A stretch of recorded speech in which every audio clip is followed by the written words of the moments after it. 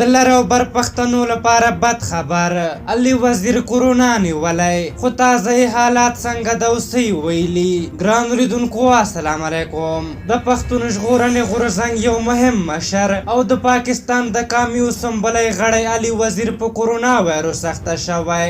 د غورځنګ یو بل مشر محسن داوړ په خپل ټویټر پاڼه لیکلي چې د علي وزیر وضعیت ښه دی او له خلکو یې غوښتي چې دعا ورته وکړي. محسن داوړ وویل چې علي وزیر 2 ورځې وړاندې خپله وینه د کورونا وایروس معاینې یا ټیسټ لپاره ورکړې وه او نن سه شنبه یې پایله مثبته وختله. محسن داوړ وایي ده هم خپله معاینه کړې خو پایله یې منفي راختلې. علي وزیر بیا په خپل ویډیویي پیغام کې وویل چې خپله ناروغۍ نه پټوي. دی وایي د عارف وزیر په جنازه کې له ډېرو خلکو سره لیدلي او ممکن په دې وایروس اخته شوی وي، خو بیا هم علي وزیر وایي چې د کورونا نښې نه لري او ځان ورته روغ ښکاري او بیا ځلې خپل معاینات ورکړي، خو بیا هم له هغه خلکو څخه چې له ده سره یې لیدلې غوښتنه ترې کړې چې احتیاطي تدابیر دې ونیسي. علي وزیر وایي دې وضعیت ته په ذهني طور آماده دی. په هر حال علي وزیر د اوس لپاره